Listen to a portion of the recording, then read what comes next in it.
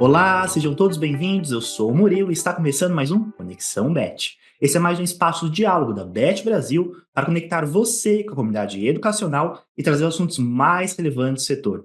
Se você é novo por aqui, se inscreva no canal e ative as notificações para não perder nenhum conteúdo. Bom, nesse episódio nós vamos falar sobre a síndrome de burnout e o esgotamento de educadores nas escolas, um assunto super importante no contexto educacional atual.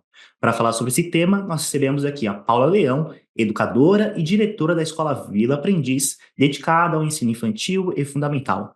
Paula, bem-vinda, prazer recebê-la. Olá, Murilo, um prazer poder contribuir um pouquinho e trocar essa experiência. Perfeito, Paula. A gente tem bastante assunto e um assunto super importante aqui hoje. Paula, para a gente começar, eu gostaria de trazer primeiro alguns números que falam sobre o cenário do burnout aqui no país. Então, segundo Ótimo. dados do INSS, em 2023 nós tivemos aí 421 pessoas afastadas do mercado de trabalho exatamente por conta do burnout. Esse já é o maior número dos últimos 10 anos. Se compararmos de 2019 a 2023, houve um aumento aí de mais de 130% no número de afastamentos por conta do burnout. E minha pergunta é, Paula, como você vê a evolução desses números e como isso está refletido no cenário educacional atual? Então, Murilo, eu acredito que hoje a gente vive um cenário completamente diferente do que a gente tinha há 20 anos, né? A gente sabe que a pandemia, ela foi ali como você bem fala em algumas trocas de conversas, um impulsionador. Esse número, ele com certeza foi impactado diretamente pela pandemia, não que ele já não tivesse uma tendência a ser crescente, e o que a gente tem percebido é que a gente vive numa sociedade adoecida, né? Eu costumo fazer uma reflexão de que, assim, se a gente perguntar num grupo de amigos, quem de nós, imagina aí um grupo de 20 pessoas que a gente esteja conversando, quem daquele grupo conhece alguém que se suicidou recentemente, a gente vai ter praticamente ali quase 100% das pessoas, eu ouso dizer, que conhecem alguém que conhece. E isso nunca chegou tão próximo a nós, né? Está do lado da gente, está no vizinho, está no amigo do vizinho e por aí vai. E isso é uma realidade e contra fatos não há argumentos, né? Então, realmente a gente vive esse cenário e é claro que ele chegou e ele está batendo na porta da escola também. Então, esse é um desafio que a gente tem, sim, a começar a conversar, né, sobre ele hoje, e eu acredito, assim, pensar um pouquinho ou trocar um pouquinho sobre o que a gente vem fazendo para lidar com isso. E quais são os principais fatores, Paulo, que leva a esse esgotamento físico e mental, que é o burnout? Quais são as principais razões para que um profissional chegue a essa exaustão? Então, a minha fala, eu não sou dona da verdade, né? A gente está aqui como contribuição, mas o que a gente percebe é, é que, assim, a gente vem num cenário que, como a gente fala, mudou muito e a forma que a gente trabalhava há 20 anos não é a mesma. Não tem como a gente não falar um pouquinho sobre a responsabilidade desse aparelho nas nossas vidas, né? Parece redundante, tudo vai para a conta do celular, mas a gente vê idosos, por exemplo, entrando nos índices de suicídios, coisas que a gente não via. E eles também estão tão afetados pelo celular nesse cenário quanto as crianças. Então, assim, é um público novo, digamos assim, porque eles estão fora do mercado de trabalho e eles estão cometendo coisas nesse aspecto. Por outro lado, por outro lado, adicionado a isso, a gente tem o que a gente fala de, assim, o que é que mudou, na verdade? Por exemplo, o que é que no ambiente de trabalho a gente é impactado pelo celular ou pela internet?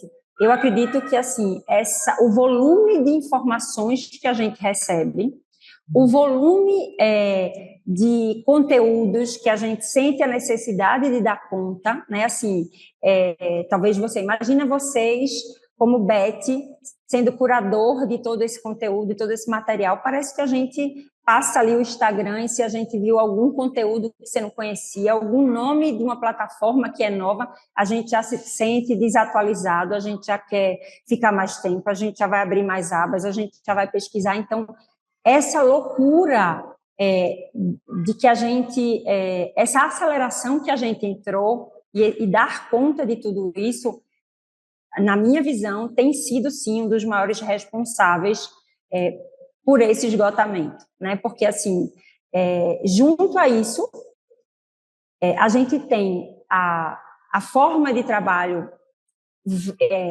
do que a gente tem que lidar é muito novo. Por exemplo, eu estava conversando, fazendo um trabalho de liderança com o pessoal de 2 shoppings aqui em Recife, e no meio daquele treinamento de um dos shoppings, eu estava com a superintendência, a liderança, trabalhando ali, sendo mediadora de uma conversa, que é um trabalho que eu desenvolvo, a gente recebe uma notícia impactante, eu percebo os semblantes das pessoas, bom, tinha acabado de haver um suicídio no shopping. Nossa. No meio de um treinamento que a gente estava fora do shopping, num ambiente bacana, enfim.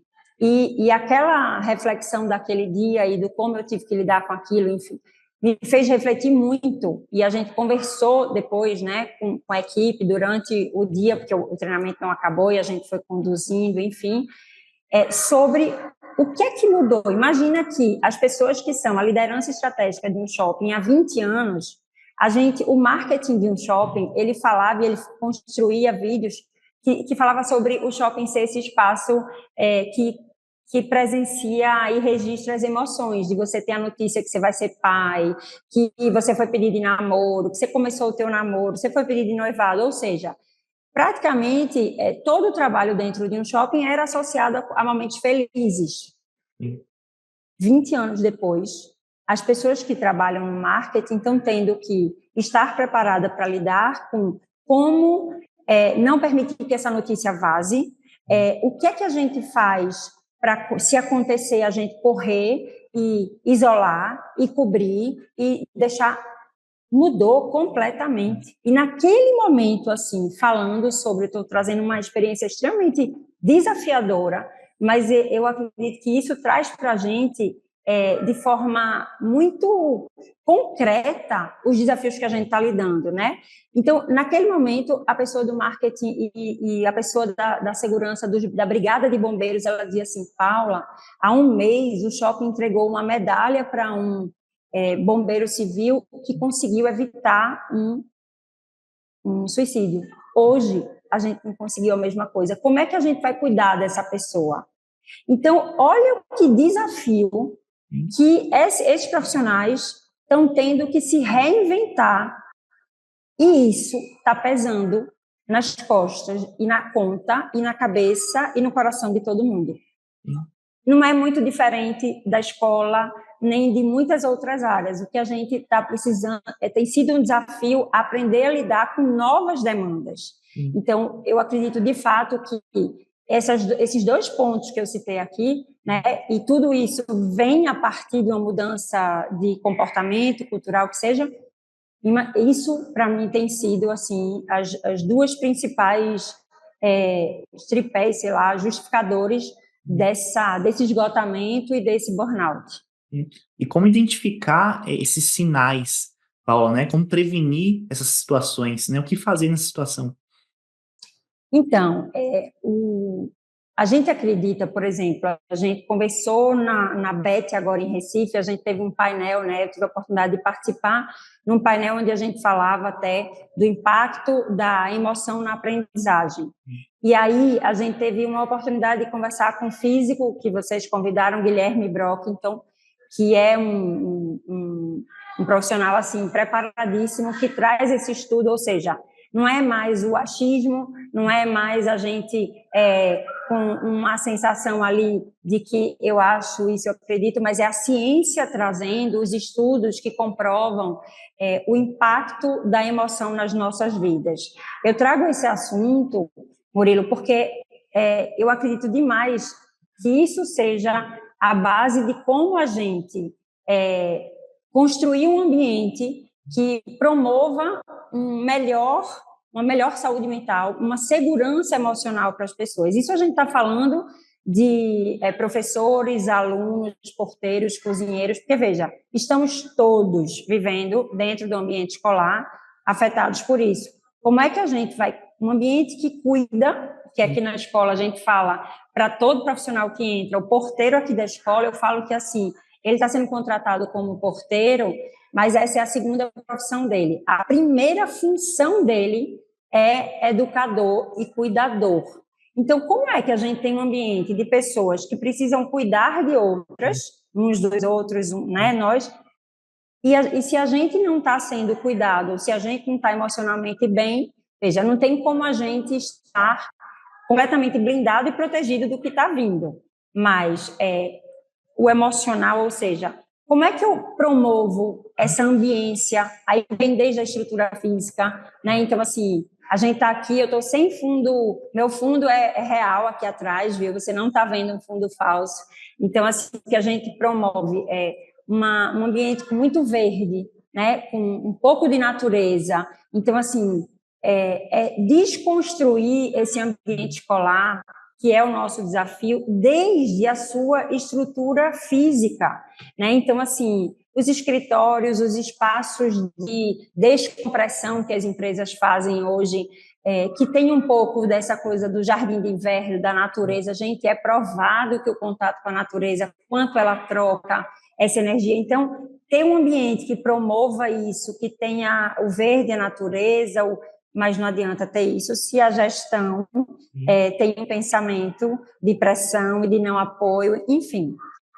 Tem sido um grande desafio. Aqui na escola, a gente tem uma estrutura hoje onde a gestão, ou seja, o time de coordenação, supervisão, ela serve quase como um paredão, um pouco para blindar os professores desse paredão. A gente é muito próximo das famílias, mas a gente concentra um pouco nesse time e a gente procura trabalhar com esse time mais de perto ainda, para que eles sintam essa descompressão, esse apoio. Então, a gente faz muito um trabalho de também entender assim, calma, isso me pertence, essa reclamação eu vou acatar, eu vou levar para mim, ou não, isso não pertence a gente, porque é isso que a gente está tendo que lidar o tempo inteiro, com esse grupo de WhatsApp, enfim. Então, é buscar estratégias que, de fato, possam estar descomprimindo essa equipe toda. Não é fácil, é desafiador, ninguém sabe tudo, mas a gente precisa estar, no mínimo, empenhado para fazer a diferença e construir um ambiente diferenciado do que está acontecendo na maioria dos lugares. E até aproveitando um gancho da sua fala, Paula, a escola sempre foi vista como um lugar de segurança, de bem-estar, de saúde. E agora ela se vê com esses casos de desgaste acontecendo dentro da própria escola. Então é uma responsabilidade muito grande, né, de como se comportar, de como se portar, até para passar para os pais, para os familiares, para a sociedade de forma geral. Acho que a gente não entendeu muito como lidar com esse assunto ainda, né? Perfeito, perfeito, Murilo. É um grande desafio, né? E é preciso a gente entender, como o próprio Guilherme disse quando você fala, que emoção e razão não faz o menor sentido a gente pensar que esses dois pontos eles trabalham de forma isolada. Sim. Então, a emoção e a aprendizagem de qualquer assunto, né? Não é só aprendizagem sobre a vida, ela só vai acontecer se a emoção estiver junto. Então, como é que está o lado emocional dessa ambiência, dessas pessoas, e aí, no coletivo, alunos, professores, profissionais todos, para que a gente possa dar conta da aprendizagem cognitiva, né? Isso. E quando a gente fala da síndrome de burnout, isso não está ligado apenas aos profissionais, aos educadores. Isso também está relacionado com os alunos, Paulo. Eu gostaria que você explicasse um pouco mais sobre isso. Então, a gente conversou um pouquinho antes de estar aqui, eu escrevi recentemente um artigo onde, até para que as pessoas entendam, a minha história não veio de educação, né? Eu sou formada em administração com especialização na área de marketing e eu vim parar na área de educação, mas assim, que felicidade a minha ter podido ter a oportunidade de me apaixonar por esse universo, mas, assim, a minha história antes veio do varejo e da indústria, e aí, sim, em multinacionais de alimentos e com aquele ritmo bastante diferente, meio louco, e eu venho de uma geração onde pressão era... chegar em resultado era aquela coisa de vendedor é faca no dente, sabe? Eu não sei se vocês, até mais jovens, têm conhecimento dessa expressão, mas eu vim desse cenário, então imagina, né? É sangue no olho, é aquela coisa. E tem sido muito interessante, porque há 17 anos eu vim para a educação e tem sido uma felicidade quando eu vi para a educação, o que eu acredito que me proporcionou o interesse em promover uma escola diferenciada é que eu vi lá, eu tive a oportunidade de sair como gestora, então, assim, eu via o tipo de profissional, ou habilidades que eu precisava em alguns profissionais e que a gente não tinha, que o mercado, então, na minha função, precisava desenvolver essas habilidades nos executivos, e eu cheguei na escola e eu dizia, gente, a gente tem a oportunidade de começar a construir aqui essas habilidades para que a gente entregue no futuro profissionais que tenham já, que consigam desenvolver isso, enfim. E aí, a gente tinha, né, pessoalmente, eu tive uma oportunidade de estar inserida no meio dessa coisa de meta, resultado e tudo mais. E aí, recentemente, eu li algumas matérias, uma delas falava sobre a Ambev, que todo mundo conhece, né, uma empresa que, historicamente, no Brasil, inclusive, lá atrás, tinha alguns processos, assim, acho que era muito conhecida sobre o número de processos trabalhistas que tratavam sobre assédio moral, enfim, era uma empresa que tinha uma reputação, digamos assim, de alto desempenho, de conseguir números que ninguém conseguia, enfim, mas a custo de quê? Isso. E aí tinha essa troca. Enfim, em 2021, mais ou menos, a Ambev, naquela época, para minha surpresa, grata surpresa, criou uma diretoria, foi uma das primeiras empresas no Brasil que criou uma diretoria para cuidar da saúde mental. Então, imagina que antagônico, né? Ou assim, mas, por outro lado, que vanguardista, porque uma empresa que saiu daquele lugar e tinha um desafio maior ainda, porque convencer e fazer isso acontecer dentro da empresa, mas começou a ter esse olhar. E aí, isso acontecia em paralelo a uma pesquisa que o Google lançou e divulgou naquele momento. Essa pesquisa tinha sido realizada durante 10 anos, e essa pesquisa mostra que ela traz como quase que uma fórmula mágica para as empresas de que a forma de atingir alto desempenho não é a pressão por resultados, mas a segurança emocional que é dada para os funcionários. Eu fiz essa viagem toda, tá, Murilo? E vocês me perdoem, mas é para a gente construir esse cenário e poder falar dos jovens. E aí o artigo que eu escrevi recentemente trazia esse cenário, essa construção, trazia essa contribuição que Guilherme trouxe para a gente naquele painel, dessa relação da emoção com a aprendizagem. E aí eu fazia um paralelo e um convite às famílias e educadores para que a gente reflita sobre, gente, embasado em tudo isso, a gente tendo todo esse olhar para o profissional, como é que a gente está lidando com esse jovem dentro da escola? Então, é latente meu Deus, eu não digo nem a oportunidade, a necessidade de a gente mudar. Então, assim, como é que a gente tem ali jovens que a gente começa a estimular a corrida dele para Enem, para medalha em Olimpíadas, no 6º ano do ensino fundamental, para que ele, depois do 3º ano, vai entrar na universidade? A gente está adoecendo a vida desse jovem que, como o Guilherme disse, vai passar na Universidade de Medicina da USP, ele como professor da USP há muito tempo, e depois de um ano esse jovem vai entrar nas drogas, esse jovem vai abandonar o curso. Aí a gente vai para as estatísticas de número de abandono da universidade. Eu fico muito impressionada porque a gente aqui na Vila ainda não tem ensino médio, né? A gente tem 16 anos de escola, a gente tem 5 anos de Fundamental 2, e aqui na nossa região Nós somos, sim, uma das únicas escolas que trabalha com uma proposta diferenciada no Fundamental 2.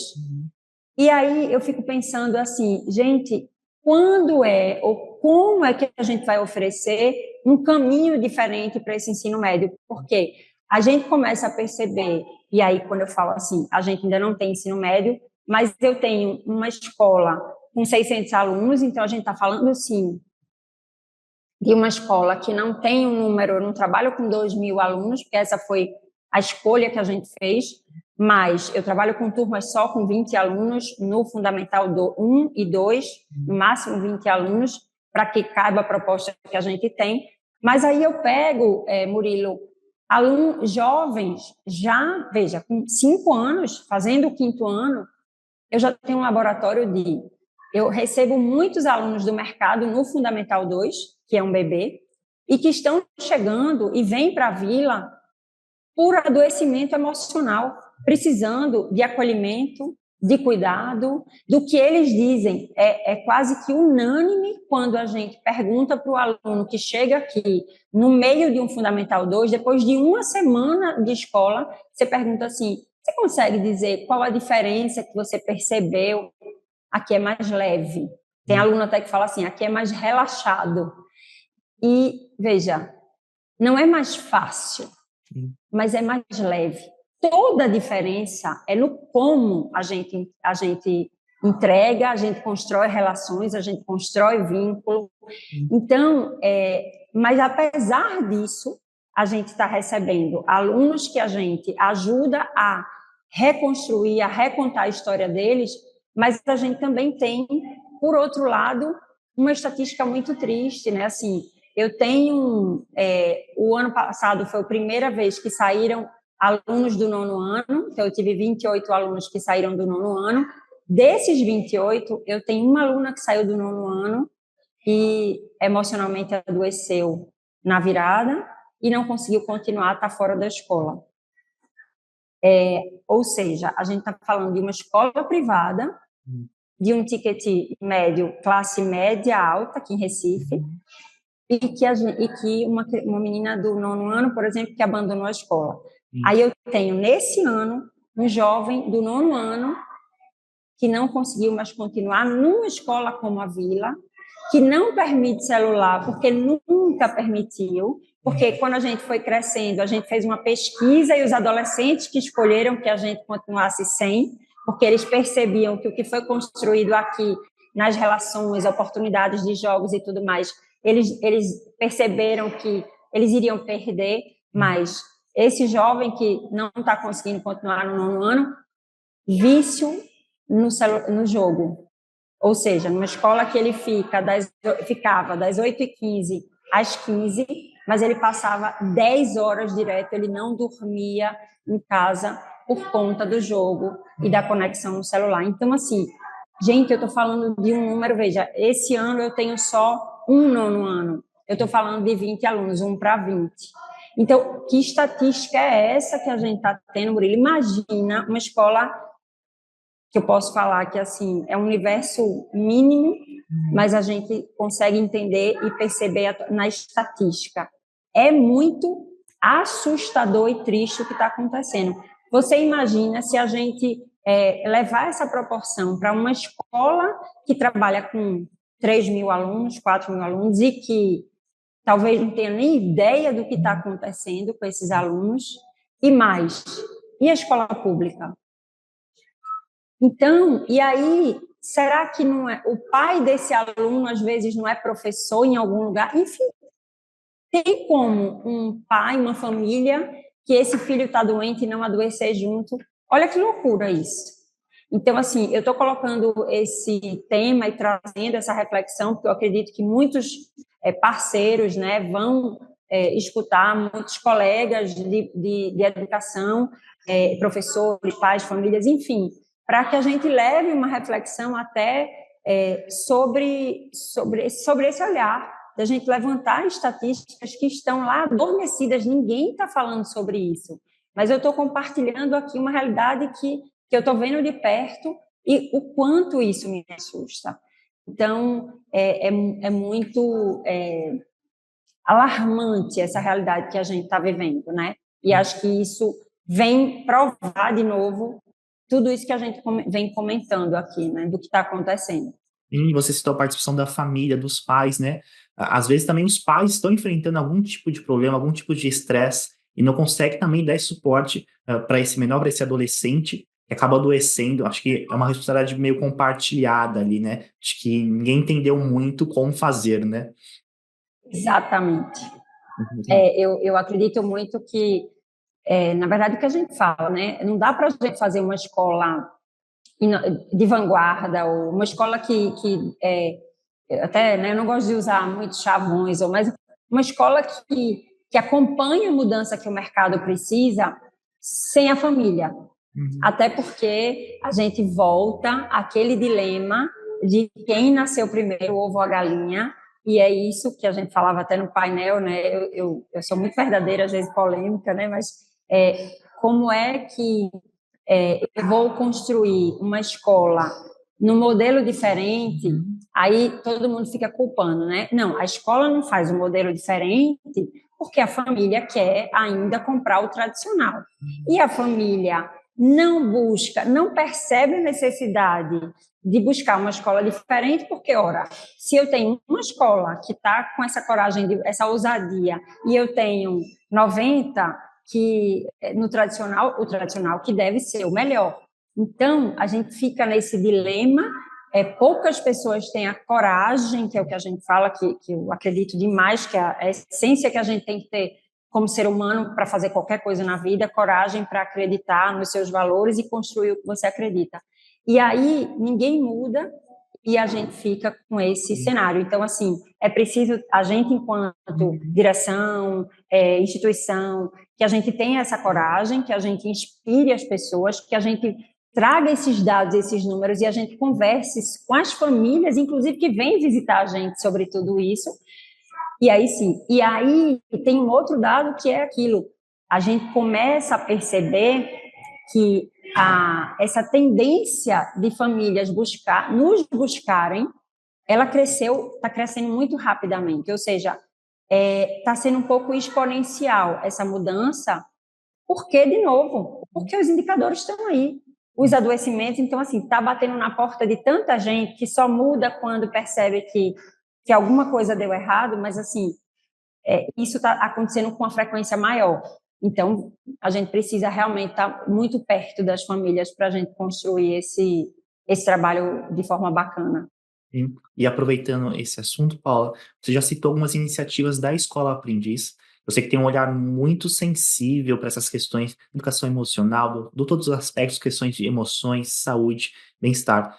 Você saber como é que ocorre isso na prática, né? Que tipos de iniciativas, que atuações é feito, não somente com os alunos, mas com todo o corpo de trabalho, os educadores, os gestores, os diretores, enfim, como esse assunto é tratado dentro da escola, Paula.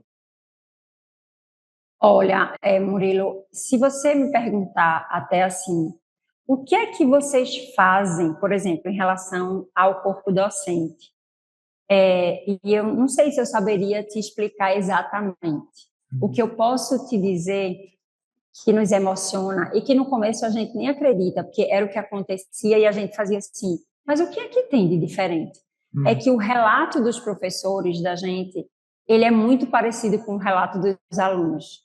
Eles dizem que quando eles passam no portão aqui da escola, parece que assim, ai, cheguei aqui. Uhum. Então, tem essa leveza, né? Por exemplo, para que a gente seja essa escola que mudou, que constrói caminhos diferentes, que conduz de forma diferente do que está posto aí, a Uhum. gente precisa ter uma relação de liberdade para o erro, de permissão do erro, de liberdade para criar. Então, tem que ter muita parceria e muita crença. E aí, sim, claro, eu acredito que da gestão para com todo o corpo docente, porque senão a gente não muda. Porque todo mundo foi formado, não tem jeito. O professor que está aqui na escola, eu adoraria ter todo o corpo exclusivo, mas eu não tenho ainda, né? Então, assim, eu consigo, o meu horário aqui, o horário que eu ofereço, e aí talvez uma dos modelos, assim, a gente já oferece no Fundamental 2 um horário das 8h15 às 15h. E para o 9º ano, das 8h15 às 15h45. Então, com essa proposta de um tempo integral, aí, de um horário um pouco mais longo, primeiro, eu consigo oferecer uma grade curricular para os alunos. Eu ofereço mais aulas, por exemplo, de português, de matemática, que eu tenho mais tempo com eles na escola, e aí o professor ele não tem que correr tanto com o conteúdo, porque ele não tem que dar conta daquele, sabe aquela coisa de cumpre livro, não existe isso aqui, né? O livro é uma ferramenta, mas a gente trabalha com algo muito mais amplo. Então, o professor tem uma oportunidade de, primeiro, criar vínculos, porque eu tenho um horário estendido, o professor consegue não ser exclusivo, mas ele consegue estar por mais tempo aqui na escola, porque aí ele conduz a disciplina dele, mas a gente tem projetos onde ele está envolvido e ele acaba tendo a oportunidade de conseguir construir mais horas no currículo dele dentro da escola. Então, ele almoça conosco, ele almoça com o aluno. A gente tem um horário, veja, a gente tem 45 minutos de intervalo para os adolescentes. Aqui em Recife, nós somos a única escola. 45 minutos de intervalo, e aí a gente tem mais 45 minutos no almoço. Então, do horário de 8h15 às 15h45, eu tenho 2 intervalos de 45 minutos. Primeiro porque a criança do 6º ano, gente, ele é criança, não adianta. E eu preciso dar esse espaço para o lanche, para o despressurizar, né? Então, assim, e para conviver, a gente está junto. Esses professores, o corpo docente, o porteiro, a funcionária de serviço geral, estamos todos juntos. E no almoço isso se repete. Então, a gente tem a oportunidade de criar vínculos. O professor ele não cumpre uma aula e corre para outro lugar. Ele almoça junto. A gente tem, de fato, eu falo assim, nós somos um organismo vivo, né? É uma grande comunidade de aprendentes, uns com os outros. E isso é muito lindo. Então, eu acredito de verdade que esse ambiente promove, sim, essa leveza que tanto os alunos quanto os profissionais dizem que encontram aqui. Então, eu escuto muito o professor dizer assim, se a gente pudesse, a gente escolhia só a Vila. E aí eu falo para eles, veja, não é que todo mundo vai ter o perfil da Vila, porque também é muito mais trabalhoso ser profissional da Vila. Porque você não vai pegar um sistema de ensino e cumprir o passo A, B, C. Você vai ter que construir, você vai ter que criar. Mas faz muito mais sentido. Então, eu acredito que, de novo, a forma como a gente conduz, a permissão ao erro, não existe uma culpabilidade. Se o professor errou, a escola errou. Erramos nós. Para o pai é assim. Não é o professor que errou, a gente errou. Mas a gente errou porque a gente não é perfeito. E a gente ousa, a gente cria. Mas essa postura de... Também se o professor acertou, foi ele que acertou. E aí isso vem da aprendizagem de gestão e do mercado, de que, assim, você elogia em público, né? E chama para dar uma crítica, fazer uma crítica, um desenvolvimento individualmente. Então, de novo, eu não acredito que a gente não possa trabalhar, por exemplo, educação socioemocional. Eu não acho que pode ser um apêndice, Murilo. Assim, a gente não pode trabalhar a educação socioemocional, desculpa, mas assim, a gente tem um professor de educação socioemocional que vai dar aula aí chama de algum nome bonitinho. Gente, ou educação socioemocional, quer dizer, como você falou, esse olhar e esse cuidado e essa percepção, ela vem de toda a escola. Veja, como é que eu vou dizer que eu cuido do meu aluno se eu não cuido do meu gestor, se eu não cuido do meu docente, né? Eu ficava impressionada quando eu vejo pais que vêm conhecer a escola e, por acaso, eles eram professores. E eu sempre abria a sala dos professores para mostrar. E eu comecei a perceber que quando tinha gente que pedia para tirar foto da sala dos professores, porque tem sofá, colchonete, chazinho, cafezinho, biscoito. E eu achava que aquilo era... Desculpa. Enfim. Que aquilo era o normal de todo lugar. Eu não saí visitando um monte de escola para saber como é a sala dos professores de outro lugar. E quando as pessoas começavam a tirar foto e dizer assim, ai, como eu queria trabalhar num lugar assim. Agora, todo pai, eu mostro a sala dos professores. Mas, gente, como que você vai cuidar do aluno ou de quem quer se você não cuida? Então, é muito simples. Eu acredito que, de novo, vem de verbos, né? Que talvez a gente esteja até ali no infinitivo, mas coragem, né? Ou que a gente fala sobre vontade, né? De fazer. Não é por causa de falta de recursos, não é por... Não exige. Existe a necessidade de pessoas que queiram fazer a diferença na vida de outras. Eu falo que, assim, quando a gente faz o bem também, e eu não estou aqui sendo romanticista, nem a gente sabe do dia a dia, eu preciso da matrícula, eu preciso do professor que não está funcionando, mas quando a gente faz o bem, a gente recebe em dobro. E o que eu acredito é que, assim, eu sou empresária, a gente construiu um prédio novo, a gente tem um financiamento para pagar lá no BNB, e é tudo isso. Mas precisa que propósito venha antes do dinheiro, para que a gente possa dizer assim, eu quero poder transformar a vida, ou pelo menos impactar ou contribuir a vida de qualquer um que cruze o caminho da Vila Aprendiz. Então, não é sobre o aluno, sobre o pai, é sobre o porteiro, é esse olhar. E aí, a gente constrói uma relação de muita confiança e muita reciprocidade. E você acha que essa é uma realidade ainda distante nas escolas brasileiras, Paula, nessa questão emocional, desse olhar que a Escola Vila Aprendiz tem?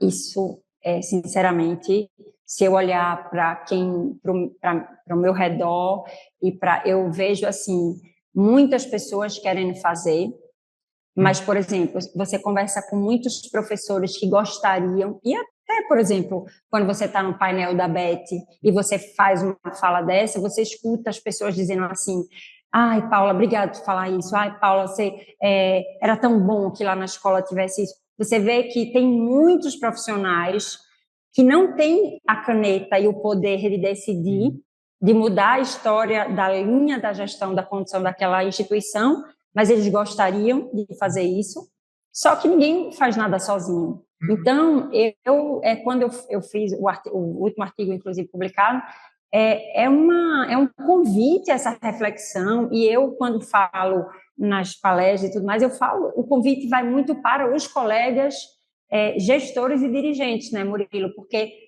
nós temos uma responsabilidade dobrada sobre promover, sim, esse universo. Agora, também, vamos lá, a gente vê na educação, poxa, os profissionais que palestram, os profissionais que fazem a diferença, eles trazem número, eles mostram dados.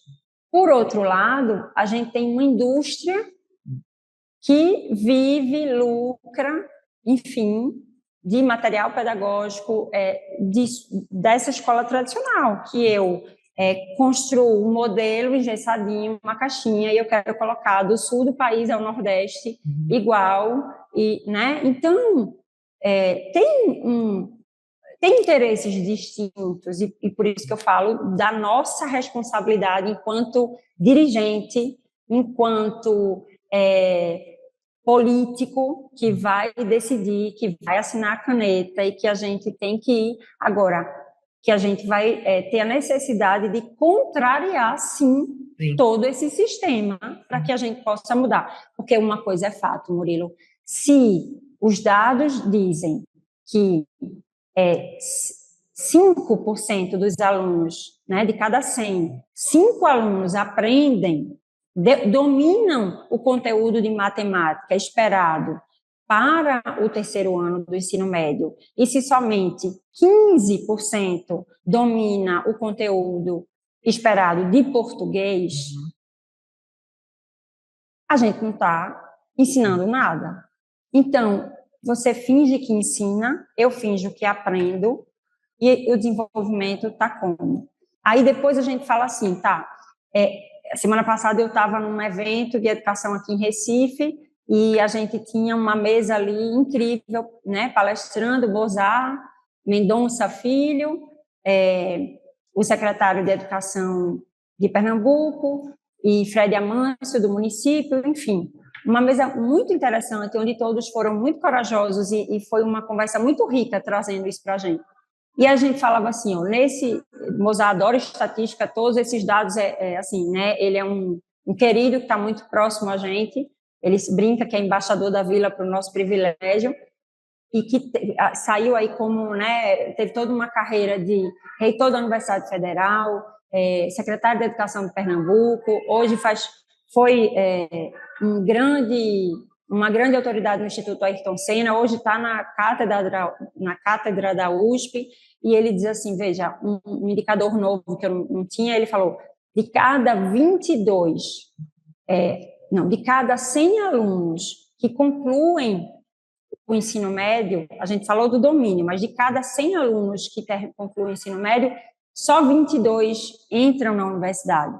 Então, a gente passa um ensino, 12 anos da história de um ser humano, que eu não posso falar nem da criança, do ser humano, falando para ele, querendo doutrinar aquela criança para uma prova que vai ter, mas ela nem vai fazer essa prova, porque só 22 então não vão entrar, estão entrando na universidade. Desses 22, de 100, só 22 entram.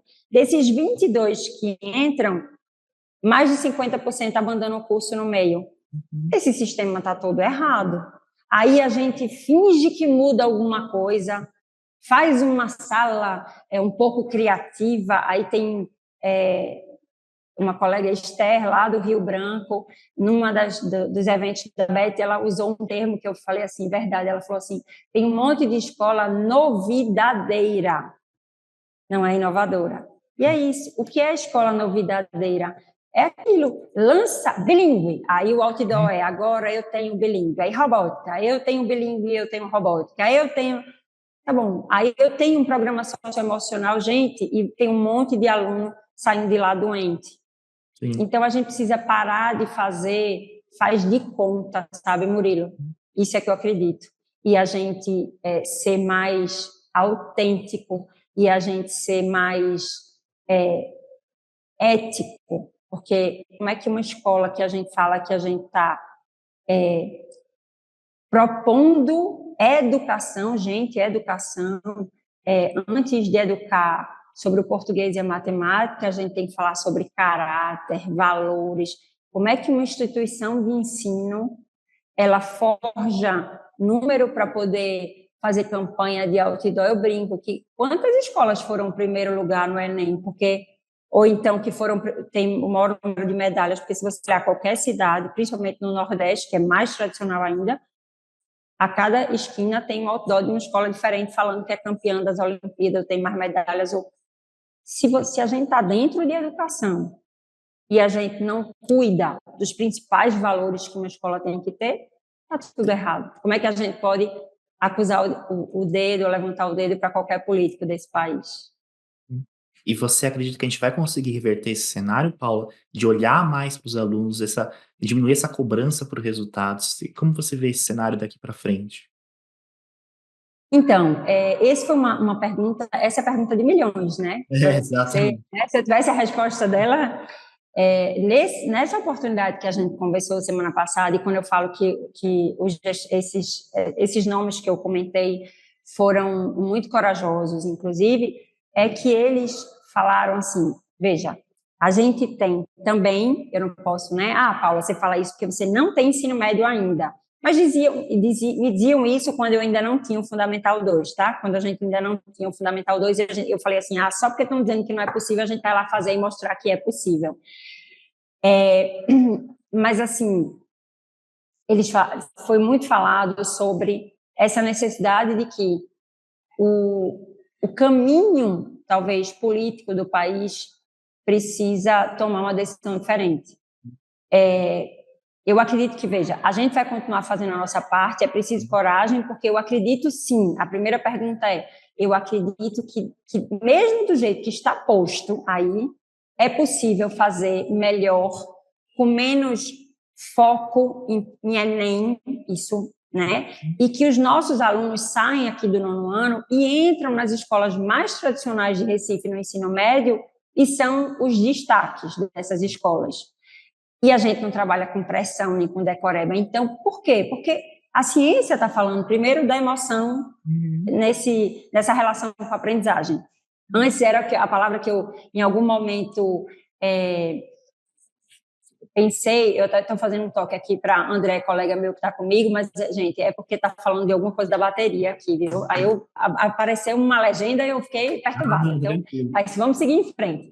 Então, assim, eu acredito que a gente pode, sim, construir, mesmo do jeito que está posto, um modelo interessante. Murilo, você está me ouvindo? Tô te ouvindo. Travou?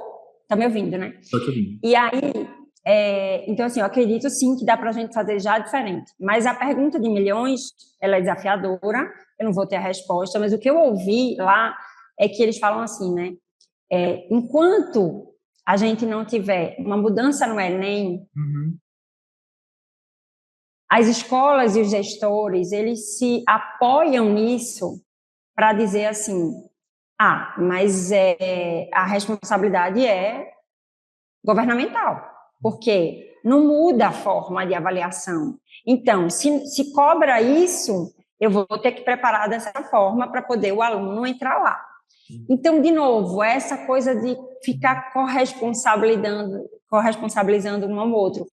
Eles falaram desse assunto, eles foram corajosos, porque eles disseram todos, precisa mudar o formato. Né? A gente fala, e a conversa era sobre ensino médio, e apesar de a gente não ter ainda, a gente estava lá conversando, e aí o desafio gente, a gente constrói um novo caminho para o ensino médio, foi aprovado, não foi do jeito que estava, né, do desejo ideal, mas, enfim, você tem que ter politicamente formas de chegar para aprovar. Aí a gente aprova um caminho novo para o ensino médio. Mas se não muda a forma de avaliação do Enem, né, os dados da OCDE desse ano falaram da colocação do Brasil em relação ao mundo no desempenho dessas avaliações internacionais que avaliam a criatividade, o pensamento crítico. Os nossos alunos formados, treinados, posso dizer assim, treinados do jeito que eles estão sendo, formatados para uma prova de Enem, eles não vão ter isso aí. Então, dá para fazer diferente, nós e muitos que estão fazendo, que são muitos os gestores que a gente tem a oportunidade de conhecer, fora aqueles que a gente não teve a oportunidade de conhecer. Então, dá para fazer diferente? Dá. Mas é preciso de muita coragem, muito propósito, e aí a gente fala da responsabilização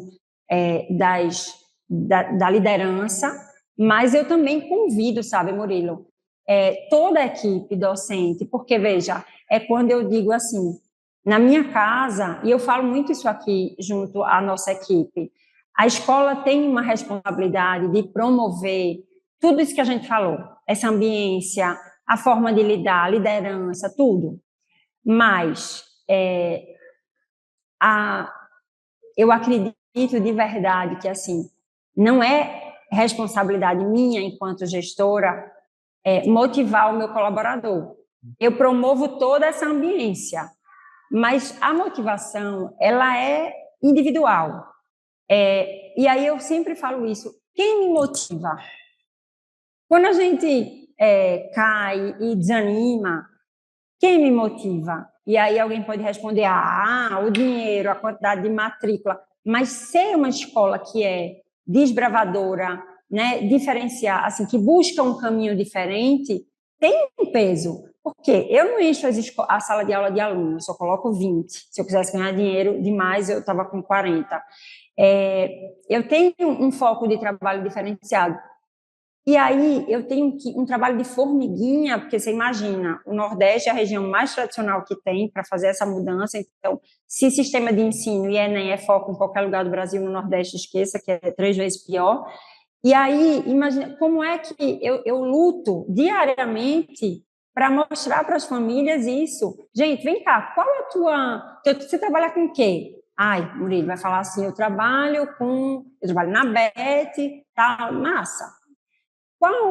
Você está precisando de contratar gente para a tua área, Murilo? Você vai me dizer, ai, Paula, está com dificuldade de preencher a vaga? Eu estou com 2 vagas abertas, tal. Quais são as habilidades que você tem mais dificuldade de encontrar no profissional que você está entrevistando? Ai, gente, Paula, ninguém sabe mais trabalhar em equipe. Que coisa individualista, tal. E resiliência? É um tal de mimimi, né? E fala da geração, culpabilização. Tá bom. Aí a gente muda de assunto daqui a pouco. Murilo, como é que estão teus filhos, tal, tá lá. Vem cá, deixa eu fazer uma pergunta. Murilo, você acha que a forma como a escola que teus filhos estão estudando, se você imaginar teu filho lá na frente, ele estaria apto a preencher essa vaga que você está com ela em aberta? Essa é a reflexão que eu chamo o tempo inteiro para que as famílias façam, porque você está reclamando da vaga que você não consegue preencher, e esse olhar eu só tenho por conta da minha história e da minha bagagem. Mas é esse olhar que a gente tem que ter para poder a gente mudar a educação. Então, eu acredito que a gente precisa, eu usei tem uma palavrinha que eu nunca vou esquecer, porque eu falei tão inocentemente no primeiro painel da Beth, na primeira participação, e vocês destacaram isso, e eu falei, nem lembrei que eu falava isso, mas a gente precisa chacoalhar a educação. Porque se a gente não fizer isso, o que está posto vai ficar. E é muito fácil justificar por conta disso tudo que está posto aí, né? Não, com certeza, acho que fica a reflexão sobre esse assunto que é super importante. Infelizmente, a gente vai ficando por aqui, Paulo. Quero muito te agradecer pela conversa, pelo papo. Tenho certeza que quem assistir esse episódio vai sair pensando, vai sair calculando como mudar e a gente ter um pouco mais de olhar para esse assunto que é super necessário hoje em dia. Então, Paula, muito obrigado, viu? Obrigada a você, Murilo. Foi um grande prazer, uma delícia de bate-papo. Obrigada. Beleza. É isso, a gente vai ficando por aqui. Quem quiser acompanhar mais, é só acessar nossas redes sociais ou nosso site, brasil.petshow.com. Muito obrigado pela audiência e até a próxima.